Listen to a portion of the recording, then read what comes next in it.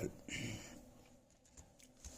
இன்றைய நம்முடைய சிந்தனைக்குரிய பகுதி மத்தேயு எழுதின நற்செய்தி நூல் 5ஆம் அதிகாரம் 45 முதல் 48 முடிய.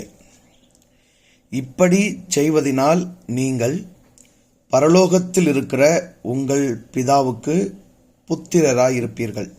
அவர் தீயோர் மேலும் நல்லோர் மேலும் தமது சூரியனை உதிக்க பண்ணி நீதியுள்ளவர்கள் மேலும் அநீதியுள்ளவர்கள் மேலும் மழையை பெய்ய பண்ணுகிறார். உங்களை சிநேகிக்கிறவர்களையே நீங்கள் சிநேகிப்பீர்களானால் உங்களுக்கு பலன் என்ன? ஆயக்காரரும் அப்படியே செய்கிறார்கள் அல்லவா? உங்கள் சகோதரரை மாத்திரம் வாழ்த்துவீர்களானால் நீங்கள் விசேஷித்து செய்கிறது என்ன? ஆயக்காரரும் அப்படி செய்கிறார்கள் அல்லவா? ஆகையால் பரலோகத்தில் இருக்கிற உங்கள் பிதா பூரண சற்குணராய் இருக்கிறது போல நீங்களும் பூரண சற்குணராய் இருக்க கடவீர்கள்.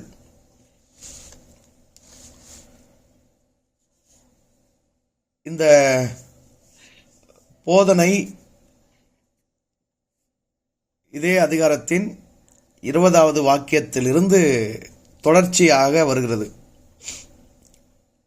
வேதபாரகர் பரிசேயர் என்பவர்களுடைய நீதியிலும் உங்கள் நீதி அதிகமாயிராவிட்டால்.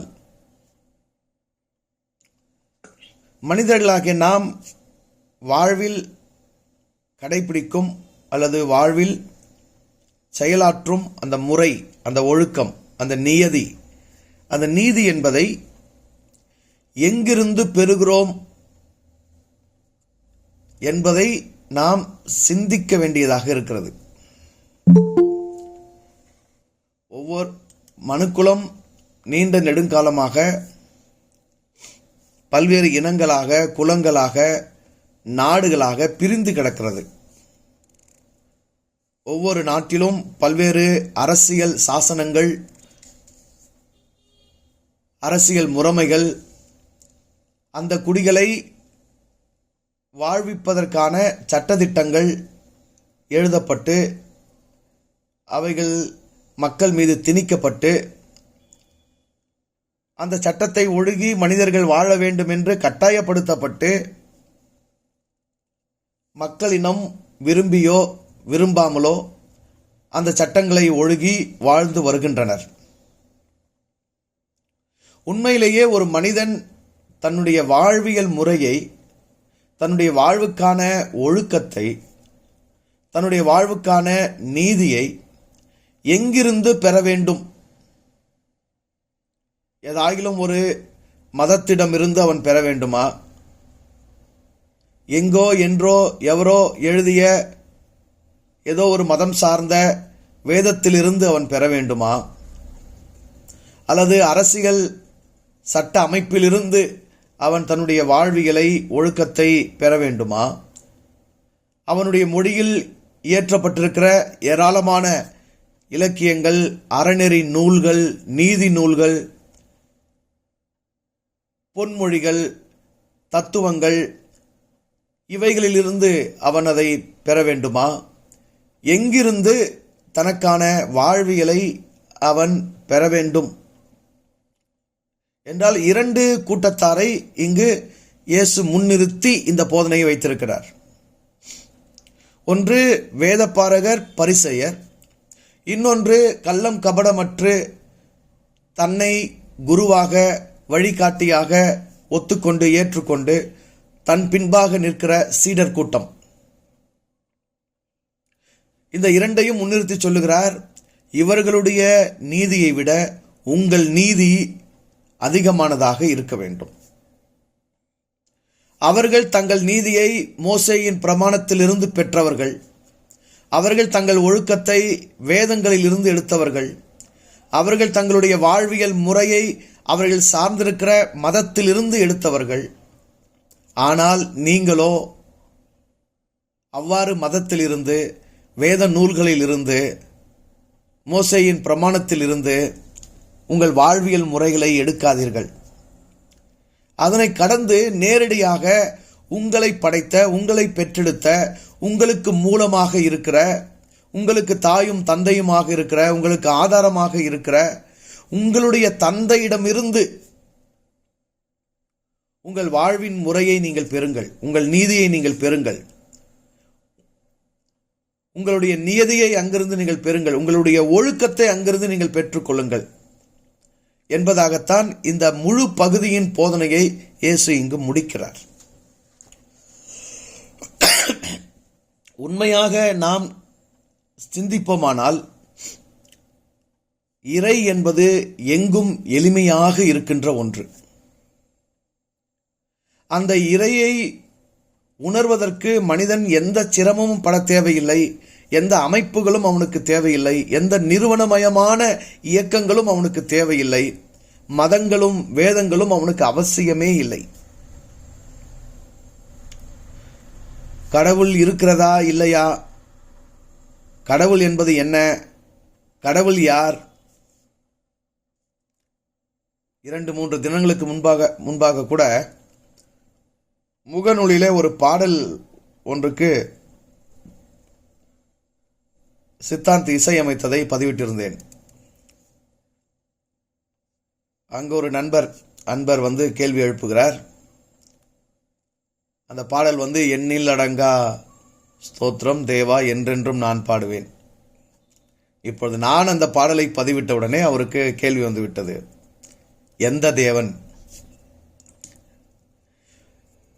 எல்லா மனிதர்களுமே ஒவ்வொரு மதம் சார்ந்து, ஒவ்வொரு வேதம் சார்ந்து,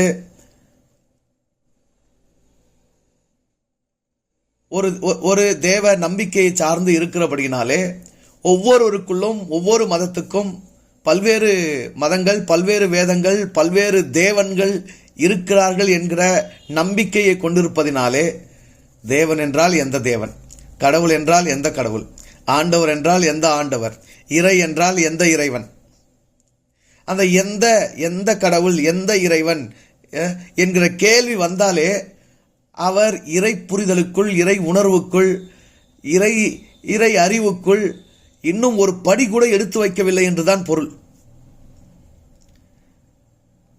ஆனால் எங்கும் ஏகமாக எளிமையாக இருக்கக்கூடிய அந்த இறை உணர்வுக்கு ஏன் இவ்வளவு சிக்கலை மனிதர்கள் உருவாக்கி கொண்டார்கள் என்றுதான் தெரியவில்லை.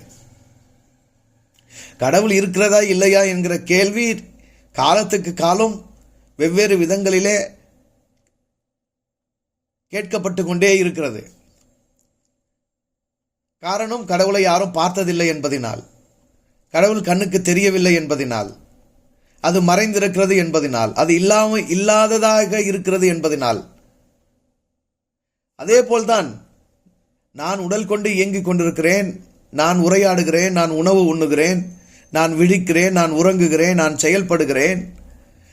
இதனையெல்லாம் நானே செய்து கொள்கிறேனா என்றால் இல்லை.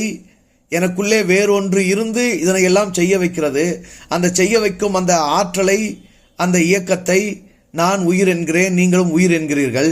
ஆனால் இந்த உயிர் பற்றிய சர்ச்சையே உலகத்தில் கிடையாது. பாருங்க, உயிர் பற்றிய சர்ச்சையே உலகத்தில் கிடையாது.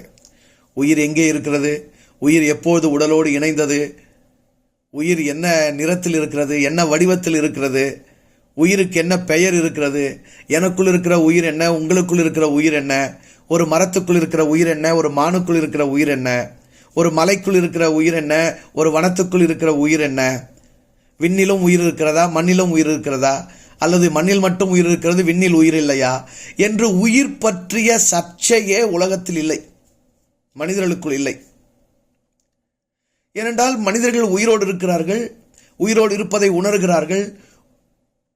அந்த உயிரை தனிமைப்படுத்தி, அந்த உயிரை போற்றி, அந்த உயிரை கொண்டாடி, அந்த உயிரை வணங்கி, அந்த உயிரை வாழ்த்தி, அந்த உயிருக்கென்று தனி கவனம் செலுத்தி அதனை மதித்தாலும் சரி, மதிக்காமல் போனாலும் சரி, வணங்கினாலும் சரி, வாழ்த்தினாலும் சரி, வாழ்த்தாது போனாலும் சரி, உயிரோடு இருக்கிறோம் என்பதை, இருப்பதற்கு உயிர் இருக்கிறது, உயிர் இருப்பதினால்தான் நான் இருக்கிறேன் என்பதை ஒருவரும் மறுக்க முடியாது. மறுக்க முடியாத விதத்தில் அதனை நினைத்தாலும் நினைக்க மறந்தாலும் உயிர் ஒன்று இருந்து இந்த உடலையும் என்னையும் உங்களையும் உங்களுடைய உடலையும் இயக்கிக் கொண்டே இருக்கிறது. அதனாலே மனிதர்கள் அதன் மீது பெரிதாக அக்கறை கொள்ளவில்லை. அது அனைவருக்குள்ளும் இருக்கிறது, அது அனைத்துக்குள்ளும் இருக்கிறது. அந்த உயிர் இல்லை என்றால் நான் இல்லை, எதுவும் இல்லை. அந்த உயிர் என்னை விட்டுவிட்டால், இந்த உடலை விட்டு நீங்கிவிட்டால் நான் என்பது ஏதுமாக இருப்பதில்லை. ஆகவே அந்த உயிர் பற்றிய தத்துவங்கள், அந்த உயிர் பற்றிய கொள்கைகள், அந்த உயிர் பற்றிய கோட்பாடுகள், அந்த உயிருக்கு ஏதாகிலும் கோயில்கள், அந்த உயிருக்கான வேதங்கள், அந்த உயிருக்கான மதங்கள், அந்த உயிரை பரப்புவதற்கான செயல்பாடுகள் எதுவுமே உலகத்தில் இல்லை. தேவையற்றது. ஆனால் இறை என்கிற ஒன்று எங்கு இருக்கிறது, எப்படி இருக்கிறது, அதன் பெயர் என்ன, அதன் உருவம் என்ன, அதன் நிறம் என்ன, அதன் வடிவம் என்ன, அதன் செயல்பாடுகள் என்ன, அது ஆணா பெண்ணா, அது எதுவாக இருக்கிறது என்று எதுவும் தெரியாது. ஆனால் அந்த கடவுள் பெயரில் எவ்வளவு குழப்பங்கள், எவ்வளவு மதங்கள், எவ்வளவு வேதங்கள், எவ்வளவு எழுத்துக்கள், எவ்வளவு குளறுபடிகள், எத்தனையான நம்பிக்கைகள். அந்த நம்பிக்கைக்காக உயிரை கொடுக்கிறான் ஒருவன், அந்த நம்பிக்கைக்காக உயிரை எடுக்கிறான் ஒருவன். தான் சார்ந்துள்ள மதம், அந்த மதம் கற்பிக்கிற ஒரு தேவன், ஒரு கடவுள் நம்பிக்கை. அந்த கடவுள் நம்பிக்கைக்காக பிறருடைய உயிரை எடுப்பது புனித செயல் என்று அவன் தன்னுடைய வேதத்தில் எழுதி வைத்துக் கொண்டிருக்கிறான். உலகத்திலேயே முதல் தன்னுடைய மதத்தின் புனிதத்தை காப்பதற்காக ஒரு மனிதன் வேறொரு மனிதனை, தன்னுடைய மதத்துக்கு எதிராக முரண்பட்டு கருத்துக்களை பேசுகிற மனிதனை கொலை செய்யலாம், கொலை செய்ய வேண்டும். அப்படி கொலை செய்வது குற்றமான காரியம் அல்ல, அது புனிதமான காரியம் என்று முதல் உலகத்தில் வேத நூலை இயற்றியவர்கள், எழுதியவர்கள் யூதர்கள், மோசே. அதற்கு பிறகுதான் மற்ற சமயங்கள், மற்ற வேதங்கள் அதனை உள்வாங்கிக் கொண்டது. ஒரிஜினல் அசல் யூதம்தான். யூதத்திடம் இருந்துதான் மற்றவர்கள் அசல் வாங்கியிருக்க, அந்த அசலைத்தான் மற்றவர்கள் நகல் எடுத்திருக்கிறார்கள். இந்த பைபிளினுடைய முதல் பகுதி பார்த்தீங்கன்னா, இறை நம்பிக்கைக்காக அவர்கள் கொண்டிருக்கிற அந்த கடவுள் நம்பிக்கைக்காக அறியாது, புரியாது, உணராது, அதன் முழுமையை உள்வாங்காது அவர்கள் கொண்ட அந்த மடமையான நம்பிக்கைக்காக பிறருடைய உயிரை எடுப்பது புனித செயல் என்பது பழைய ஏற்பாடு. அடுத்த பகுதிக்கு வந்தா அங்கு அவர்கள் கொண்டிருக்கிற நம்பிக்கைக்காக, அங்கு அவர்கள் கொண்டிருக்கிற இறை பற்றுக்காக, இறை நம்பிக்கைக்காக, அவர்களுடைய அந்த மடமையான நம்பிக்கைகளுக்காக தன்னுடைய உயிரை கொடுப்பது, இரத்த சாட்சியாக மரிப்பது புனித செயல். பாருங்க, ஒரு பைபிள் 2 பகுதியா இருக்கு. ஒரு பகுதி உன்னுடைய மதத்தை, உன்னுடைய நம்பிக்கையை காப்பாற்றுவதற்கு அதுக்கு எதிராக பேசுறவனை கொலை பண்ணு, அப்படி கொலை பண்ணா நீ புனிதத்தில் சேருவ, உனக்கு புனிதம், அது புனிதமான செயல் அப்படின்னு உயிரை எடுக்க கற்றுக் கொடுக்கிறது. அடுத்த பக்கம் வந்தா அதே புத்தகத்தில், அதே பைபிளினுடைய அடுத்த பகுதி, மறுபகுதிக்கு வந்தா அந்த பகுதி சொல்லுது, உன்னுடைய நம்பிக்கைக்காக, உன்னுடைய இறை பற்றுக்காக உன் உயிரையும் விட்டுவிடு, இரத்த சாட்சியாக மரித்து விடு, நீ வானலோகத்திலே சொர்க்கத்திலே முதல் வரிசையில் நிற்பாய், உனக்கு அங்கு புனிதம் கிடைக்கும், நீ புனிதனாகிறாய் என்று அது போற்றுகிறார். ஆக உயிரை எடுக்கவும் உயிரை கொடுக்கவும் இந்த மதங்கள், இந்த வேதங்கள் மனிதர்களை இவ்வாறு மூட நம்பிக்கைக்குள் ஆழ்த்தி கொண்டிருக்கிறது. ஆனால் உண்மை எவ்வளவு எளிமையா இருக்கிறது, உண்மை எவ்வளவு எளிமையா இருக்கிறது.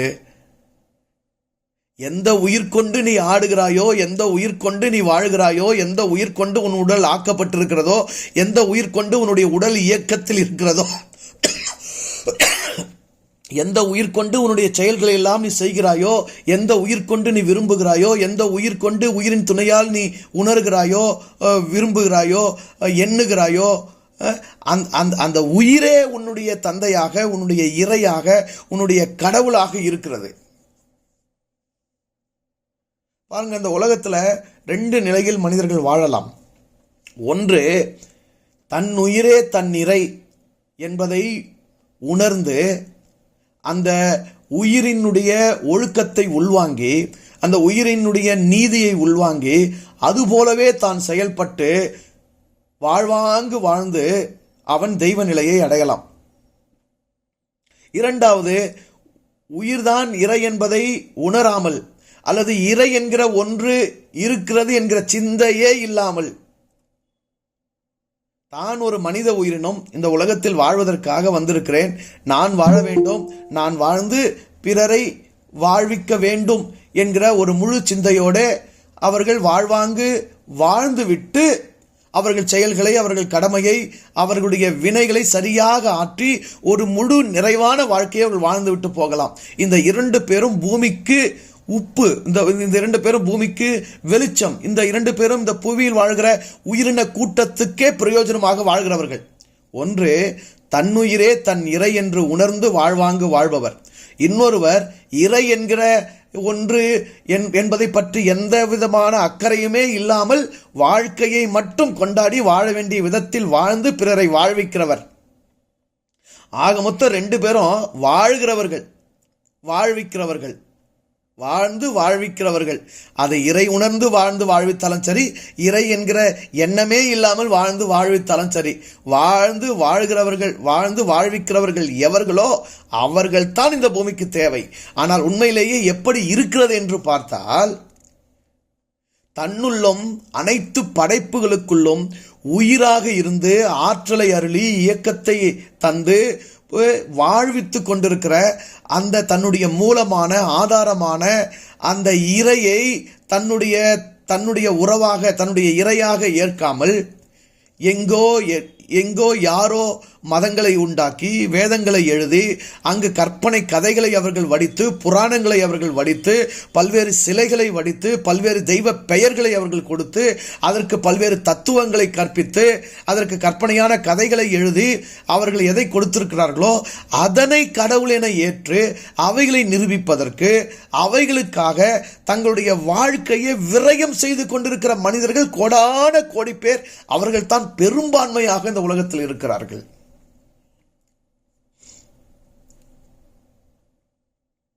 பாருங்களா, நீங்க கொஞ்சம் சிந்தித்து பாருங்கள். என்னை நோக்கி கர்த்தாவே கர்த்தாவே என்று கூப்பிடுகிறவன், இது ஒரு கூட்டம். இன்னொரு கூட்டம், அவன் எதற்காக இந்த மண்ணில் பிறந்தானோ, தன்னுடைய பிறவி நோக்கம் இன்னது என்பதை அறிந்து அதனை சரியாக செய்து கொண்டிருக்கிறவன், வாழ்ந்து கொண்டிருக்கிறவன் ஒருவன், வாயாலே வாழ்த்தி கொண்டிருக்கிறவன் ஒருவன். இன்னைக்கு இந்த உலகம் எப்படி இருக்கு பாருங்க, நம்ம ஊர் எப்படி இருக்கு பாருங்க. இது டிசம்பர் மாதம், கார்த்திகை மார்கழி, இந்த மாதத்திலே ஒரு கூட்டம் இயேசு பிறந்தார், இயேசு பிறந்தார், இயேசு பிறந்தார், ஏசப்பா ஏசப்பா என்று எங்கு பார்த்தாலும் பாடல்களை ஒளிபரப்பிக் கொண்டு, பஜனைகள் பாடிக்கொண்டு, இரவும் பகலும் ஒலிபெருக்கியிலே ஒலி சப்தத்தை எங்கு பார்த்தாலும் எழுப்பிக் கொண்டு ஒரு பெரிய இறைச்சலோடு இருந்து கொண்டிருக்கிறது. இன்னொரு பக்கம் இன்னொரு கூட்டம் கருப்பு துணியை உடுத்திக் கொண்டு ஐயோப்போ ஐயோப்போ ஐயோப்போ ஐயோப்போ என்று கோஷம் போட்டுக்கொண்டு அது ஒரு பெரும் பேர் இறைச்சலோடு இருந்து கொண்டிருக்கிறது. இந்த பக்கம் பார்த்தால் இந்து கோயில்களில் வண்ணமயமான விளக்குகளில் அலங்காரங்களில் கோயில்களும் தெருக்களும் வீதிகளும் ஏன் நகர சாலைகள் கூட ஒளிமயமாக செலவு செய்யப்பட்டு அது வண்ணமயமாக காட்சியளித்துக் கொண்டிருக்கிறது. அந்த பக்கம் போனால் தேவாலயங்கள் முழுவதும் 1ஆம் தேதியிலிருந்து ஸ்டாரை கட்டி வண்ண விளக்குகளை போட்டு தோரணைகளை ஏற்படுத்தி அலங்காரப்படுத்தி அங்கு ஒரு பெரும் செலவோடு பெரும் ஒரு அலங்காரமயமாக இருக்கிறது. பயணங்கள், இதற்கான செலவுகள், இவைகளெல்லாம் பார்க்கும்போது மனிதர்கள் உண்மையாகவே வாழ்ந்து கொண்டிருக்கிறார்களா? இந்த இறை வாழ்வதற்காகத்தானே இந்த மனித கூட்டத்தை உருவாக்கியது. அனைத்து உயிர்களும் வாழ்வது போல இந்த மனித இனம் வாழ்ந்து கொண்டிருக்கிறதா?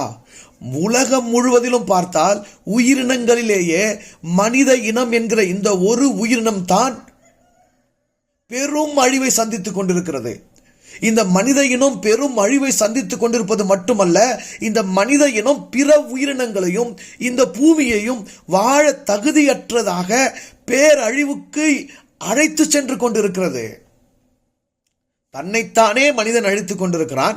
தான் வாழக்கூடிய இந்த தரணியையும், இந்த தரணியில் தன்னோடு இணைந்து வாழக்கூடிய சக மனிதர்களையும் சக உயிர்களுக்கும் அழிம்பனாக மனிதன் செயல்பட்டு கொண்டிருக்கிறான். இவ்வளவு பெரிய அழிவு நிகழ்ந்து கொண்டிருக்கிறது. இன்னும் மனித இனம் மேம்படவில்லை, வாழ்க்கை சுகப்படவில்லை, உடல் நலம் பெறவில்லை, உள்ளம் நிம்மதி நிறைவு திருப்தி அடையவில்லை, மகிழ்வோடு மனநிறைவோடு மனிதனுக்கு வாழத் தெரியவில்லை. இனச்சண்டைகள் நடந்து கொண்டிருக்கிறது, இன கலவரங்கள் நடந்து கொண்டிருக்கிறது, மத சண்டைகள் மத கலவரங்கள் நடந்து கொண்டிருக்கிறது, சாதி வெறி ஆணவ கொலைகள் ஒவ்வொரு நாளும் நடந்து கொண்டிருக்கிறது. இப்படி இருக்கும் போது வாழ தகுதியற்றதாக இருக்கிற இந்த மனித குலத்துக்கு இந்த கடவுள் செயல்பாடு, கடவுள் வழிபாடு, கடவுளுக்கென்று கட்டியிருக்கிற ஆலயங்கள் கோவில்களில் வண்ணமயமான விளக்குகள் அலங்கரிப்புகள், இந்த செலவுகள், இந்த சக்தி விரயம் புத்தி விரயம் யுக்தி விரயங்கள் ஏன் தேவைப்படுகிறது? நீங்க ஒரு கேள்வி உங்களுக்குள்ளவே கேட்டு பாருங்க. நீங்க பிறந்ததிலிருந்து என்ன, நீங்க பிறக்கிறதுக்கே காரணமா இருந்தது உங்க உயிர். நீங்க இறக்குற வரைக்கும் உங்களுக்கு துணையா இருந்து உங்களுக்கு ஆற்றலித்து உங்களை இயக்கி வாழ்வித்துக் கொண்டிருப்பது உங்களுடைய உயிர். அந்த உயிரை என்னைக்குனா நீங்க நினைச்சிருக்கிறீங்களா? அந்த உயிரை என்னைக்குனா நீங்க போற்றி பாடி இருக்கிறீங்களா? அந்த உயிருக்கு என்னைக்குனா வணக்கம் சொல்லி இருக்கிறீங்களா? அந்த உயிருக்கு என்னைக்குனா போற்றி புகழ்ச்சி துதி ஸ்தோத்திரம் அல்லேலூயா இல்ல அரோகரா ஏதாவது அந்த உயிருக்கு நீங்க சொல்லி இருக்கிறீங்களா? அந்த உயிருக்கு எப்பவாவது ஏதாவது படையல் படைச்சிருக்கிறீங்களா? அந்த உயிருக்கு நன்றி சொல்லி இருக்கிறீங்களா? அந்த உயிரோடு இசைந்து அந்த உயிரின் செயல்பாடு என்னன்னு நீங்க உள்வாங்கி இருக்கிறீங்களா? புரிஞ்சிருக்கிறீங்களா? இது எல்லாம் செய்யாதனால அந்த உயிர் உங்களை விட்டு விலகி போயிடுச்சா? நீங்க சாப்பிட்ட சாப்பாடு செரிமானம் பண்ணாம போயிடுச்சா? உங்க இதயத்தை துடிக்க வைக்காம போயிடுச்சா? உங்க சிறுநீரகத்தை செயல்படுத்தாம போயிடுச்சா? உங்க நுரையீரலை சுருங்கி விரிய பண்ணாம போயிடுச்சா? உங்க செயல்பாட்டுக்கான ஆற்றலை அழிக்காம போயிடுச்சா? எப்படி இருக்கு உங்க உயிர் உங்க உடம்புல? அந்த உயிருக்கு என்ன தேவை? நீங்க என்ன கொடுக்க முடியும்? நீங்க என்ன செஞ்சா அது உங்களுக்கு செய்யும், என்ன செய்யலனா அது உங்களுக்கு செய்யாம போயிடும். அதுதானே இறை, அதுதானே உண்மை இறை. அது உங்களுக்கு நெருக்கமாக உங்களுக்கு உள்ளே தானே இருக்கிறது. அதான் இங்க சொல்றாரு, உங்க அப்பா உன்னுடைய தந்தைனா அப்பானா என்னங்க கொஞ்சம் யோசிச்சு பாருங்களா? அப்பானா என்ன? எங்க அப்பா எங்க இருக்கிறாரு? என்னுடைய அப்பா, என்னை பெற்ற என்னுடைய அப்பா எங்க இருக்கிறாரு? வீட்டில் இருக்கிறாரு. அந்த வீடு யாருது? எங்க அப்பா கட்டின வீடு. எங்க அப்பா கட்டின வீடு என்னையும் அவருடைய வீட்டில் அவர் கூடவே வச்சு வாழ வைக்கிறாரு. அவர் தான் எங்க அப்பா. இந்த பண்பு இந்த உயிரினத்துக்கு எங்கிருந்து கடத்தப்பட்டது? இறை என்னுடைய தந்தை. அவன் ஒரு வீட்டை கட்டியிருக்கிறான். அந்த வீடு தான் எனக்கான உடல், உங்களுக்கான உடல். அந்த உடல் என்னும் வீட்டில் என்னுடைய தந்தையாகிய இறை எனக்கு மூலம், எனக்கு ஆதாரம், என்னை பெற்றெடுத்தவன், என்னை தோற்றுவித்தவன். அவன் தான் எனக்குள் உயிராக இருக்கிறான். அந்த உயிராக இருந்து என்னையும் அந்த உடலாகிய கூடு வீட்டுக்குள் வைத்து என்னை வாழ்வித்துக் கொண்டிருக்கிறான். என்னுடைய அப்பன் என்னுடைய வீட்டுக்குள் இருக்கிறான், என்னுடைய கூட்டுக்குள் இருக்கிறான், என்னுடைய உடலுக்குள் இருக்கிறான், என்னுடைய கடத்துக்குள் இருக்கிறான். அவனை நான் உணர்ந்தாலும் சரி, நினைச்சாலும் சரி, உணராம போனாலும் சரி, நினைக்காம போனாலும் சரி, அவனுடைய உயிர் தொண்டிலிருந்து அவன் தவறுவதே இல்லை. அதில் பாரபட்சமே இல்லை. வாழ்த்துவோருக்கு ஒரு மாதிரியும் வாழ்த்தாதவருக்கு ஒரு மாதிரியும், போற்றுவோருக்கு ஒரு மாதிரியும் போற்றாதவருக்கு ஒரு மாதிரியும், நினைக்கிறவங்களுக்கு ஒரு மாதிரியும் நினைக்காதவங்களுக்கு ஒரு மாதிரியும் எதுவுமே கிடையாது. எல்லாவற்றையும் கடந்து அவன் யாரோ, என்ன தொண்டாற்ற வேண்டுமோ, என்ன செயல் புரிய வேண்டுமோ, என்ன இயக்கங்களை அவன் செய்ய வேண்டுமோ அத்தனையும் இடைவிடாது செய்து கொண்டிருக்கிறான். ஆனா இங்க தொனிக்கிற பாடல்கள், இங்க கட்டப்பட்டிருக்கிற ஆலயங்கள், மசூதிகள், கோயில்கள், இங்க எழுதப்பட்டிருக்கிற வேதங்கள், அதிலே காண்பிக்கப்படுகிற கடவுள் பற்றிய கருத்துக்கள் எல்லாம் இந்த உண்மையான உங்களுக்கும் எனக்குமான அந்த பரம தந்தையை பற்றியதா? உங்களுக்குள்ளும் எனக்குள்ளும் உயிராக இருந்து செயலாற்றி கொண்டிருக்கிற அந்த உண்மை இறையை பற்றியதா? அதாவது நேரடியாக சொல்லணும்னா, உன்னையும் என்னையும் படைத்து இயங்க வைத்து வாழ வைத்துக் கொண்டிருக்கிற இறைக்கு நான் எதையும் செலவு செய்ய வேண்டியது இல்லை. ஆனால் எங்கே இன்றைக்கு மனிதர்கள் எந்தெந்த மதங்களில் மூழ்கி எந்தெந்த வேதங்களில் மடமைப்பட்டு தங்களுடைய சக்தியை, புத்தியை, பணத்தை, நேரத்தை, காலத்தை, ஆற்றலை வீண் விரயம் செய்து கொண்டிருக்கிறார்களோ அது எதுவும் கடவுள் அல்ல. கோயிலில் எவ்வளோ பாட்டு பாடினா என்ன, எவ்வளோ பெரிய பிரம்மாண்டமான கோயில் கட்டினா என்ன, எவ்வளோ பெரிய ஆலயத்தை கட்டி கோபுரம் கட்டி மணி வச்சா என்ன, அதில் எத்தனை தொழுகைகள் ஆராதனைகள் நடத்தினா என்ன, 5 மணி நேரம் ஆராதனை, 12 மணி நேரம் ஆராதனை, 24 மணி நேரம் ஆராதனை என்ன நடத்தினா என்ன, எத்தனை கூம்பு பெரிதாக வைத்து மசூதிகளை பெரிதாக கட்டி எழுப்பினால் என்ன, இறைவன் இருப்பது எங்கே? இறைக்கும் அவைகளுக்கும் என்ன தொடர்பு? அவைகள் மனிதர்கள் தங்களுக்கு தாங்களே ஏற்படுத்தி கொண்ட வீண் செலவுகள். வாழ்க்கையை மனிதர்கள் விரயமாக்கி கொண்டிருக்கிறார்கள். வாழ்வதை விட்டுவிட்டு வழிபடுதலில் கவனம் செலுத்தி கொண்டிருக்கிறபடியினாலே வாழ்வினுடைய திறனை மனிதர்கள் இழந்து கொண்டிருக்கிறார்கள். மனிதனுக்குன்னு ஒரு பெரும் திறன் இருக்குங்க. அது தன்னை வாழ வைப்பதற்கும் தன்னை சார்ந்த பிற மனிதர்களையும் பிற உயிர்களையும் வாழ வைப்பதற்கும் முழுமையாக பயன்பட வேண்டும். முழு கவனம் வாழ்வதில் தான் இருக்க வேண்டும். ஆனால் மனிதன் இங்கு வழிபடுவதற்கு கவனத்தை திருப்பி விட்டான். ஆகவே தான் இங்கு இயேசு பிதாவை காண்பிக்கும் போது என்ன சொல்கிற பாருங்க, உங்கள் பிதா பூரண சர்க்குணராக இருப்பது போல நீங்களும் பூரண சர்க்குணராக இருக்க கடவீர்கள். என்ன பிதாவின் பூரண சர்க்குணம் என்ன?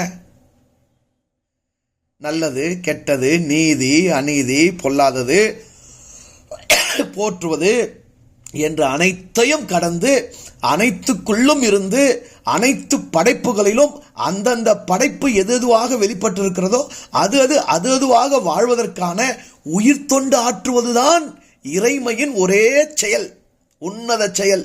அதுதான் அவனுடைய முழுமைத்துவம். அதை தவிர வேற கவனம், வேற அக்கறை, வேற சிந்தனை, வேற செயல், வேற செகண்ட் ட்ராக் எதுவுமே இறைக்கு இல்லை. அது உன்னிடத்தில் வந்து தனக்கு ஒரு போற்றுதலை கொடு என்று வேண்டவில்லை, தனக்கு ஒரு வாழ்த்துதலை படை என்று கேட்கவில்லை, தனக்கு ஒரு கோயிலை கட்டு என்று கேட்கவில்லை, தனக்கு ஒரு தேவாலயத்தை நிர்மாணம் செய் என்று கேட்கவில்லை.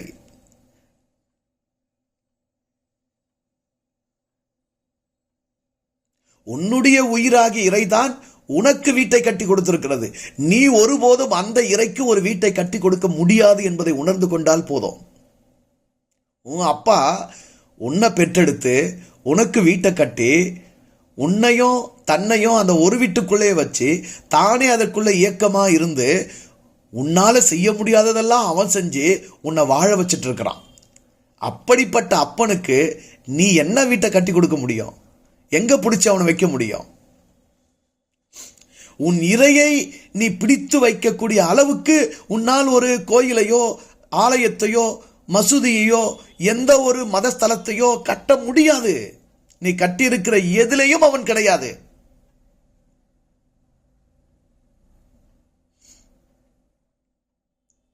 மனித இனம் இன்னும் மீட்சி பெறல. மனிதர்கள் இன்னும் மனித தன்மைக்கே வரல. மனித நேயமே இல்லை. ஒவ்வொரு நாளும் பல கோடி மனிதர்கள் இங்கு உயிருக்கு போராடி கொண்டிருக்கிறார்கள். வாழ்வை இழந்து தவித்துக் கொண்டிருக்கிறார்கள். உணவுக்கு போராடி கொண்டிருக்கிறார்கள். ஒரு இனம் இன்னொரு இனத்தை அடிமைப்படுத்தி சுரண்டுகிறது. நிலவளங்கள் சுரண்டப்படுகிறது, நீர் வளங்கள் சுரண்டப்படுகிறது.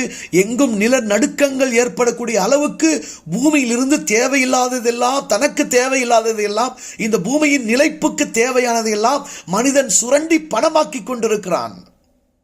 இதனையெல்லாம் சரி செய்வதற்கு, இதனையெல்லாம் தெரிந்து கொள்வதற்கு, இதிலெல்லாம் எப்படி ஒழுகி என்ன நீதியின்படி வாழ வேண்டும் என்பதை புரிந்து கொள்வதற்கு புத்தியும் இல்லை, சக்தியும் இல்லை, அதற்கான யுக்தியும் இல்லை, அதற்கான நேரமும் இல்லை, அதற்கான செயல்பாடுகளும் இல்லை. காரணம் என்ன தெரியுமா? கற்பனையான மதங்கள், கற்பனையான வேதங்களை உருவாக்கி கட்டுக்கதைகளை மனிதருடைய தலைகளை ஏற்றி அந்த கதைகளுக்குரிய கதாநாயகர்களை போற்றும்படியாக மனிதர்களை திசை திருப்பி எழுப்பி மனித சக்தி, புத்தி, யுக்தி, பணம், நேரம் எல்லாம் தேவையற்ற கடவுள் கருத்துக்களில் செலவழிந்து கொண்டிருக்கிறது. இவன் மாலை போட்டுன்னு போறன்னு தன்னுடைய வாழ்க்கையை விரயம் பண்றான். இன்னொருத்தன் மெக்காவுக்கு போறன்னு வாழ்க்கை விரயம் பண்றான். இன்னொருத்தன் பெத்லகேமுக்கு போறேன், எருசலேமுக்கு போறேன்னு வாழ்க்கை விரயம் பண்றான். இன்னொருத்தன் 12 மணி நேரம் நான் கடவுளுக்கு ஆராதனை பண்றேன்னு வாழ்க்கை விரயம் பண்றான். இன்னொருத்தன் 24 மணி நேரம் ஜபம் பண்றேன்னு வாழ்க்கையை விரயம் பண்ணிட்டு இருக்கிறான். இப்படி மதங்களில் மனிதர்கள் மூழ்கி வேத மடமைகளை ஏற்று ஒட்டுமொத்த மனித உயிரின திறனை வீண் விரயமாக்கி அழித்து கொண்டிருக்கிறார்கள். அப்புறம் உலகம் எப்படி சரிப்பட்டு வரும்? பூமி எப்படி நிலைப்பட்டு வரும்? சீர்கேடுகள் எப்படி சீராகும்? மனிதர்கள் எப்படி செவ்வனே வாழ முடியும்?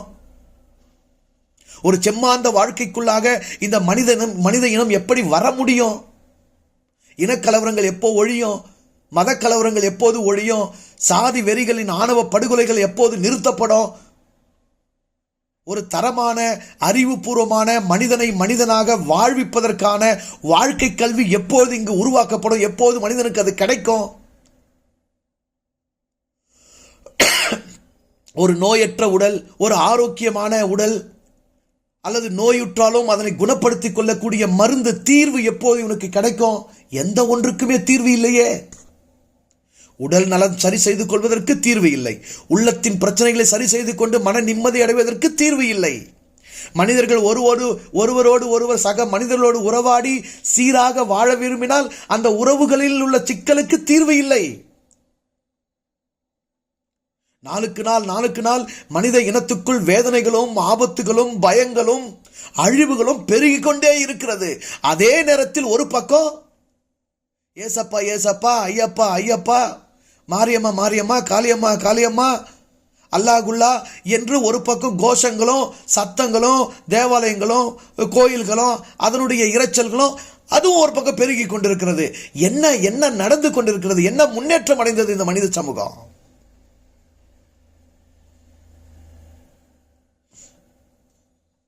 இதுக்கெல்லாம் ஒரே காரணம் என்ன தெரியுமா? எளிமையா தன்னுள் உள்ள தன் தந்தையாகிய இறையை தனக்கு வெளியே மதத்திலும் வேதத்திலும் மனிதன் தேடினானே. தேவையற்ற கற்பனை கதாபாத்திரங்களை கடவுள் என்று கருதி கொண்டிருக்கிறானே. என் தேவன் உன் தேவன் என்று சண்டையிட்டுக் கொண்டிருக்கிறானே. எங்கள் தேவன் உண்மையானவர், உங்கள் தேவன் பொய்யானவர் என்று இவன் சொல்றதும் இல்லாத தேவன் தான், அவன் சொல்றதும் இல்லாத தேவன் தான். இருக்கிற ஒன்றை தேவனாக அவர்கள் உணர்ந்தார்கள் என்றால் எப்படி உன்னுடையது என்னுடையது என்று சண்டை வரும்?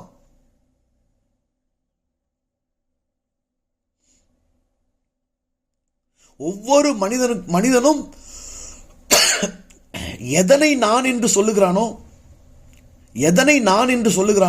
அந்த நான் என்பது இறை இன்றி அந்த நான் என்பது வெறும் மாயை என்பதை உணரவே இல்லையே. நான் என்னுடைய உடலை காண்பித்து நான் என்கிறேன். என்னுடைய மனதினுடைய சிந்தையை எண்ணத்தை வெளிப்படுத்தி நான் என்கிறேன். இந்த உடலையும் இந்த உள்ளத்தையும் இயக்குகிற அந்த உயிரை நான் என்னுள் கொண்டவனாக நான் என்கிறேன். ஆனால் உண்மையிலேயே உயிர் நான் அல்ல, உடல் நான் அல்ல, உள்ளம் நான் அல்ல. உயிர் என்பது ஒரு பேர் ஆற்றல். அது எங்கும் ஏகமாய் நிறைந்து கிடக்கிறது. அது ஆகாயத்துக்கும் அப்பாற்பட்ட ஒரு வெற்றிடமாக, ஒரு வெறுமையாக அது இருக்கிறது. மனம் என்று சொன்னால் மனம் ஆகாயமாக ஒரு வெளியாக இருக்கிறது. எனக்குள் இருக்கிற மனமும் வெளிதான், உங்களுக்குள் இருக்கிற மனமும் வெளிதான். உடல் என்று சொன்னால் அது 4 பூதங்களால் வடிவமைக்கப்பட்டிருக்கிறது. 5வது பூதம் மனமாகவும் செயல்படுகிறது. உடலுடைய மற்ற பூதங்களை இணைத்து வைத்திருக்கிற ஆற்றலாகவும் செயல்பட்டு கொண்டிருக்கிறது. ஆக இது அனைத்துமே பொதுவாக இருக்கிறது. உடல் என்றால் அனைத்து உயிர்களுக்கும் 5 பூதங்கள் உடல். மனம் என்றால் அனைத்து மனிதர்களுக்கும் வெளிதான் மனம்.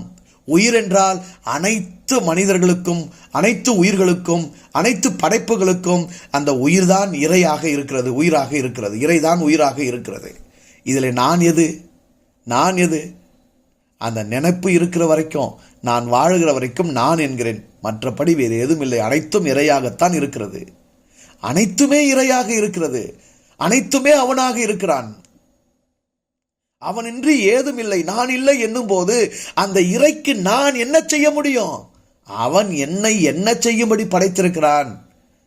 இங்கு என்ன தேவை இருக்கிறது, இங்கு என்னுடைய சேவை எந்த விதத்தில் தேவை இருக்கிறது, இந்த மனித இனத்துக்கு உயிரின தொண்டாக நான் செய்ய வேண்டியது என்ன, இந்த உயிர்களுக்கு நான் செய்ய வேண்டிய செயல்பாடுகள் என்ன, அதிலே தானே கவனம் செலுத்தி வாழ வேண்டும்.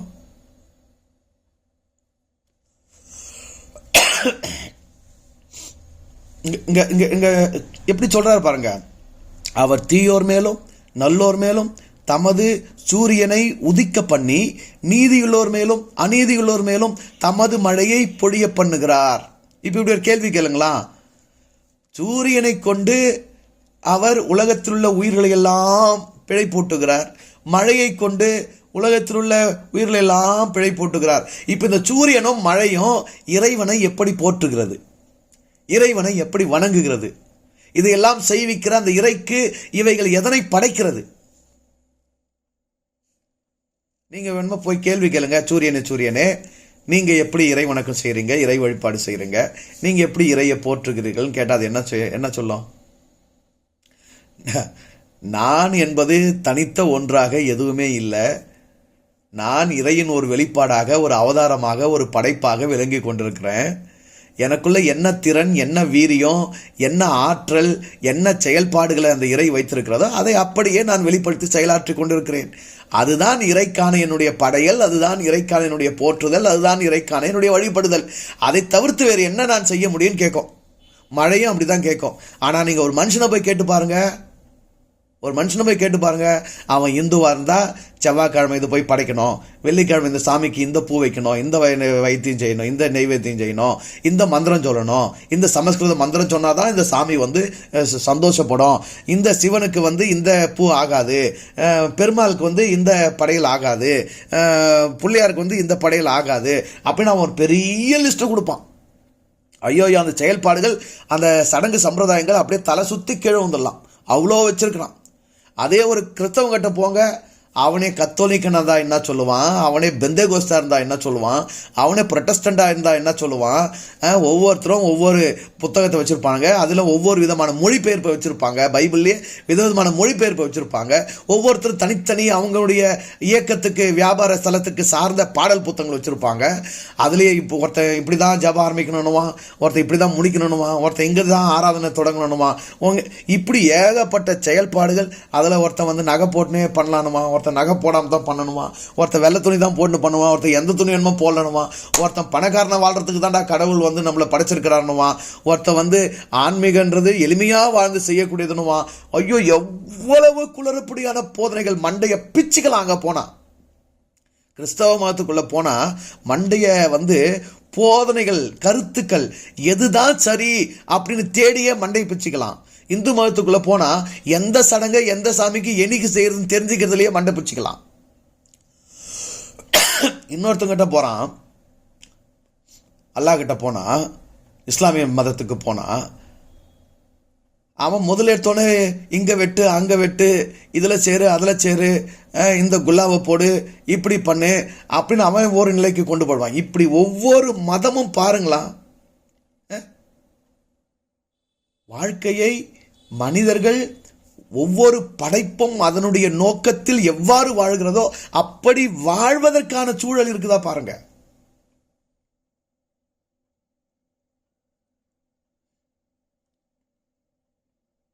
காரணம் என்ன தெரியுங்களா?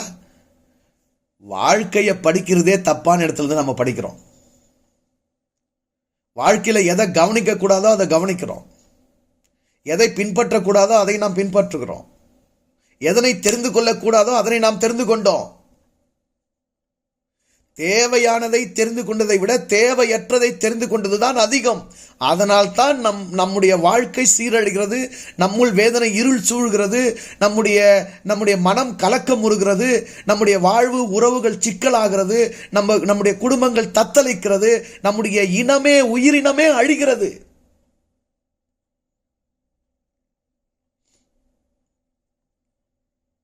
உலகத்தில் முதல் மனிதன் தோன்றியதிலிருந்து ஒவ்வொரு மனிதனும் உயிர் உடையவனாய் இருக்கிறான். ஆனால் உலகத்தில் முதல் மனிதன் தோன்றியதிலிருந்து ஒவ்வொரு மனிதனும் நீ உடையதாக இருக்கிற அதே மதம் உடையவனாய் இருக்கிறானா? நீ உடையவனாய் இருக்கிற அதே வேதம் உடையவனாய் இருக்கிறானா? நீ உச்சரிக்கிற அதே நாமத்தை உச்சரிக்கிறவனாக இருக்கிறானா? அனைத்து உயிர்களிலும் உள்ள பொதுத்தன்மையை இறை என உணர். நல்லா புரிஞ்சுக்கோங்க. அனைத்து உயிர்களிலும் உள்ள பொதுத்தன்மையை இறை என உணர். அனைத்து உயிர்களிலிருந்து வெளிப்படுகிற தனித்தன்மையை நீ என நான் என கொண்டாடு. அவ்வளவுதாங்க மேட்ரு. மழையில் ஒரு இயக்கம், ஒரு பேர் இயக்கம் இருக்கிறது, அது ஒரு உயிர் தொண்டு செய்கிறது. சூரியனில் ஒரு பேர் இயக்கம் இருக்கிறது, அது ஒரு உயிர் தொண்டு செய்கிறது. நான் ஒரு உயிராக இருக்கிறேன், எனக்குள்ள ஒரு இயக்கம் இருக்கிறது, நான் ஒரு உயிர் தொண்டு செய்ய போகிறேன். ஆக இந்த உயிர் தொண்டை செய்கிற அந்த பேர் இயக்கம் எல்லாம் ஒரு பொது, அதுதான் இறை. நான் நீ என்று விருப்பப்பட்டு தனித்தனியாக, தனித்தனி வடிவங்களில், தனித்தனி நிலைப்பாடுகளில், தனித்தனி விருப்பங்களோடு தனித்தனி வினையாற்றுகிறோமே, அது நீங்களும் நானும் சில காலம் வெளிப்பட்டு மீண்டும் இறைக்குள் உள்வாங்கப்படக்கூடிய ஒரு படைப்பின் நியதி, படைப்பின் வெளிப்பாடு. அவ்வளவுதான். இதுல ஏது எங்க தேவன் உங்க தேவன், இதுல ஏது யெகோவா தேவன் இஸ்ரேலின் தேவன், இதுல ஏது அல்லாஹ் பிள்ளையாரு, இதுல ஏது சிவன் முருகன், இவைகளுக்கும் இறைக்கும் என்ன சம்பந்தம்?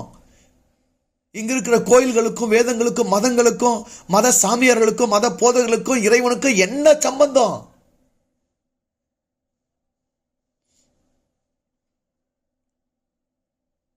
எங்கிருந்து தான் அப்பொழுது பாடத்தை படிப்பது? உன் அப்பா கண்டது படின்றாரு. உன் பிதா பூரண சர்க்குணராக இருக்கிறது போல. பொதுவாக வாழ்க்கையில் இந்த போல செய்வது அப்படிங்கிறதே கூடாது. யாரும் யார் போலவும் வாழக்கூடாது, யாரும் யார் போலவும் ஆகக்கூடாது. நீ யாரை போல ஆகவும் இங்கே வரல, உன்னை போல வாழதான் நீ இங்கே வந்திருக்கிற, என்னை போல வாழதான் நான் இங்கே வந்திருக்கிறேன். அதுதான் இறைத்துவம். அப்படிதான் இறை நம்ம படைச்சிருக்கு. ஆனால் பாருங்க, நமக்கு பிறந்ததிலிருந்தே யார் யாரையோ நமக்கு மாதிரியாக காண்பிக்கிறார்கள். கிறிஸ்தவ மதத்தில் பிறந்தா இயேசுவை காமிக்கிறாங்க, மோசையை காண்பிக்கிறாங்க, ஆபிரகாமை காண்பிக்கிறாங்க, தாவீதை காண்பிக்கிறாங்க, சாலமோனை காண்பிக்கிறாங்க. சின்ன வயசுல இருந்தே கிறிஸ்தவங்க பிள்ளைங்களுக்கு ஆண்டவரே சாலமோனுக்கு கொடுத்த ஞானத்தை போல, சாலமோனின் ஞானத்தை போல என் பிள்ளைகளுக்கு ஞானத்தை கொடுன்னு தான் வேண்டாங்க. அப்படிதான் போதர்களை வேண்ட சொல்றாங்க. என் பிள்ளைங்களுக்கு சாலமோனின் ஞானம் வேணும், நீங்க வேண்டிக்கோங்க, நீங்க ப்ரேயர் பண்ணுங்க, அப்படிதான் சொல்றாங்க. அப்படி என்னதான் ஞானம் தெரியல அந்த சாலமோனின் ஞானம். 300 பொண்டாட்டி 700 ஒப்பாட்டி, 300 பொண்டாட்டி 700 ஒப்பாட்டி. உண்மையிலே உலகமாக ஞானம் தான். அவன் ஒரு பொண்டாட்டியை சமாளிக்க முடியாம தத்தளிச்சு நிற்கிறான், பாடாப்பட்டு நிற்கிறான். ஏண்டா கல்யாணம் பண்ணோம் அப்படின்னு வேதனைப்பட்டு புழு மாதிரி நெளிஞ்சு நிற்கிறான். இதுல 300 பொண்டாட்டி 700 ஒப்பாட்டியை ஒருத்தன் வச்சிருந்தான்னா, சமாளிச்சிருக்கிறான், வாழ்ந்திருக்கிறான்னா உண்மையாலுமே பெரிய ஞானி தான். உண்மையிலே உலகத்தில் இருக்கிற எல்லா இளம் தலைமுறைகளுக்கும் பிள்ளைகளுக்கும் அந்த ஞானம் தான் வேணும். அதுல ஒரு கடுகாது குடு சாமி. அவன் 1000 சமாளிச்சான், ஒன்று சமாளிக்கிறதுக்கு கடுகளவாது இருக்குன்னு கேட்கறது சரிதான் போல. இப்படி ஒவ்வொரு மதமும் போல காமிக்குது. இவங்களை போல, இவங்களை போல, இவங்களை போல, இவங்களை போல, இவங்களை போலன்னு. எந்த போல, யாரை போல, எந்த ஒருவனுடைய மாதிரியை போல நான் வாழ்ந்தாலும், அங்கிருந்து நான் எடுத்துக்கொண்டாலும், வாழ்க்கையை அங்கிருந்து நான் படித்தாலும், அங்கு நான் இல்லை, அவன் தான் வாழ்வான், நான் இருக்க மாட்டேன். ஆகவே தான் இங்கு இயேசு காண்பிக்கிறார், உங்கள் பிதாவை போல.